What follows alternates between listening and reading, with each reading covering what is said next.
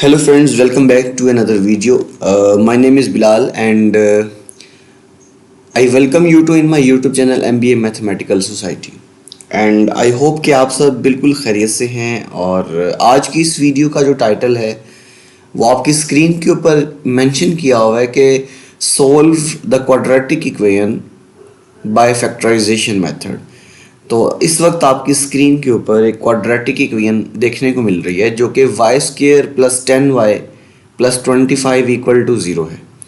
तो इस quadratic equation में स्टूडेंट्स आप देख सकते हैं कि जो हमारे पास वेरिएबल है वो y है और हमें y की वैल्यू को फाइंड आउट करना है बाय फैक्टराइजेशन मेथड। तो इसके लिए हम सबसे पहले सिंप्लीफिकेशन में गिवन इक्वेशन लिखेंगे। सबसे पहले हमें ये जो गिवन इक्वेशन है इसको लिखना है। इक्वेशन लिखने के बाद आपने क्या काम करना है, गिवन इक्वेशन तो हम यहाँ पे लिख चुके हैं। अब आपने क्या काम करना है, ये जो फर्स्ट टर्म आपको दिखाई दे रही है वाई स्क्वेयर, आपने इसको एक कांस्टेंट नंबर जो यहाँ पे थर्ड टर्म ऐसे मल्टीप्लाई करना है। मैं यहाँ पे दोबारा मेंशन कर देता हूँ, ये जो आपको फर्स्ट टर्म दिखाई दे रही है वाई स्क्वेयर, आपने इसको मल्टीप्लाई करना है लास्ट वाली टर्म से जो कि प्लस 25 है। तो स्टूडेंट्स जब हम इस फर्स्ट टर्म को मल्टीप्लाई करेंगे विद द लास्ट टर्म 25, तो यहाँ पे हमें जो रिज़ल्ट देखने को मिलेगा 25 Y square plus 25 Y square, इन दोनों का मल्टीपल है। अब आपने क्या काम करना है, अब आपने इस मिडिल टर्म को स्प्लिट करना है। तो स्टूडेंट्स हमें ऐसे दो नंबर्स चाहिए, ऐसे दो नंबर्स हमें फाइंड करने हैं जिनको मल्टीप्लाई करने से प्लस 25 वाई स्क्वेयर है। ये देखिए मैं यहाँ पे जो बॉक्स बना रहा हूँ इनमें हम नंबर लिखेंगे और इनको मल्टीप्लाई करेंगे और मल्टीप्लाई करने के बाद आपका आंसर प्लस 25 वाई स्क्वेयर आना चाहिए। और हम इन्हीं नंबर को जब हम ऐड करेंगे, इन्हीं नंबर्स को ऐड करने के बाद हमारे पास जो आंसर आएगा वो मिडिल टर्म आएगी जो कि प्लस 10y होना चाहिए। तो दोबारा सुन लें मेथड क्या होता है। आप पहले नंबर पे जो वाई स्क्वायर है इसको मल्टीप्लाई करते हैं 25 ये कांस्टेंट नंबर से, तो आपको जो रिजल्ट मिलता है वो ये प्लस 25 वाई स्क्वायर। अब आपने ऐसे दो नंबर ढूंढने हैं जिनको मल्टीप्लाई करने से प्लस 25 वाई स्क्वायर आएगा और इन्हीं दो नंबर्स को ऐड करने से हमारे पास प्लस 10y आएगा। अगर ये दोनों कंडीशन पूरी होंगी तो इसकी फैक्टराइजेशन पॉसिबल है।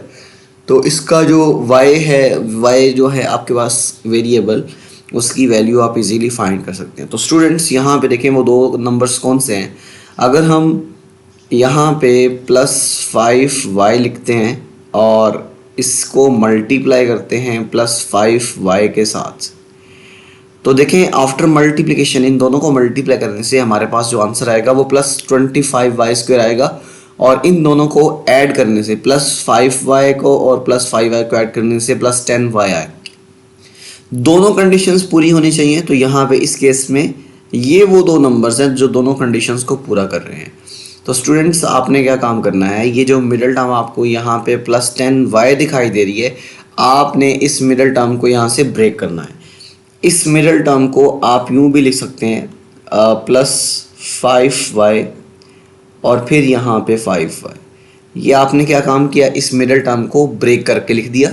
जो नंबर्स हमने यहाँ पे देखे थे, जो यहाँ पे नंबर्स हमने फाइंड किए, उन्हीं को हमने इस मिडिल टर्म को ब्रेक करने के तौर पे लिख दिया।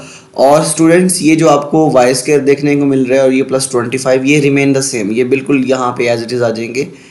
Y square plus 5y plus 5y and plus 25 equals to 0।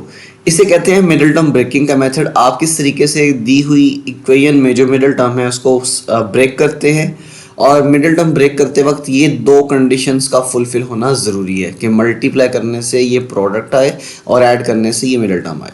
खैर अब आपने क्या काम करना है, लेफ्ट हैंड साइड पे ये जो चार टर्म्स आपको देखने को मिल रही हैं, इन चारों में कुछ भी कॉमन नहीं है। इन चारों में देखा जाए तो चारों टर्म्स में कोई स्पेसिफिक नंबर या वेरिएबल कॉमन नहीं है।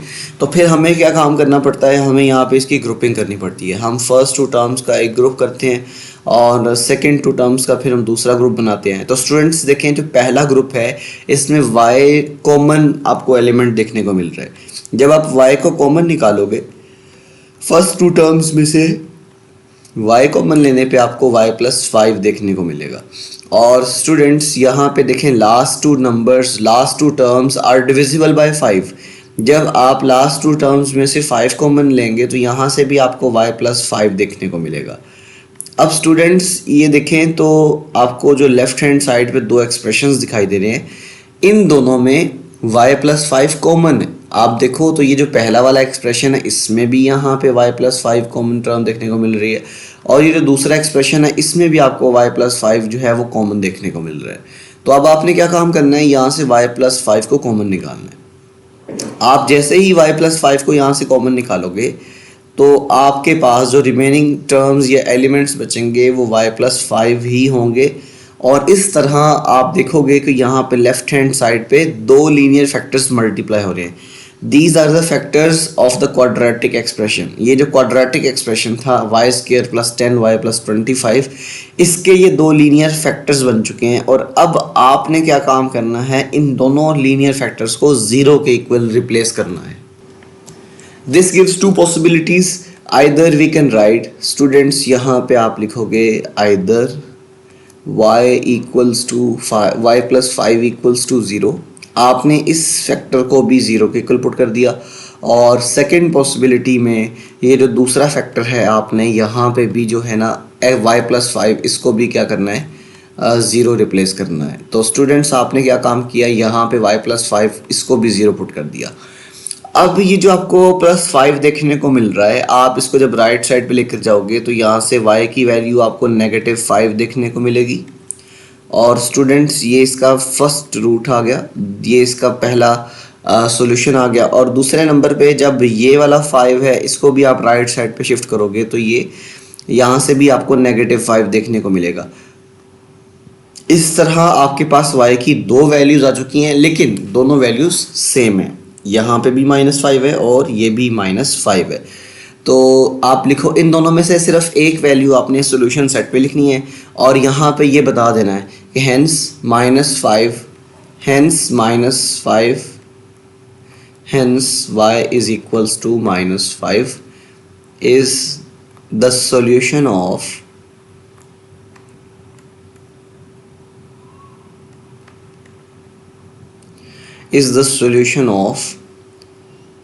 Given equation. ये जो आपको सबसे पहले जो गिवन इक्वेशन दी हुई थी ऊपर, ये उसका सॉल्यूशन है। तो आप जब इसका सॉल्यूशन सेट लगाओगे, आपने इसका सेट लिखना है, सेट की फॉर्म में इसी नंबर को लिख लें और ये इसका सॉल्यूशन सेट बन गया। तो आई होप ये क्वेश्चन जो है आपको समझ में आ गया। अगर आपके लिए ये वीडियो हेल्पफुल है तो आप इस वीडियो को ज़रूर लाइक करें और अपने तमाम दोस्तों तक शेयर भी करें। और जो दोस्त हमारे चैनल पर नए हैं, जो स्टूडेंट्स हमारे चैनल पर नए हैं, वो चैनल को सब्सक्राइब ज़रूर कर लें ताकि न्यू वीडियो की जो नोटिफिकेशन है वो आप तक इजीली पहुंच सके। और मुझे अपनी दुआओं में याद रखिएगा। अल्लाह हाफिज़।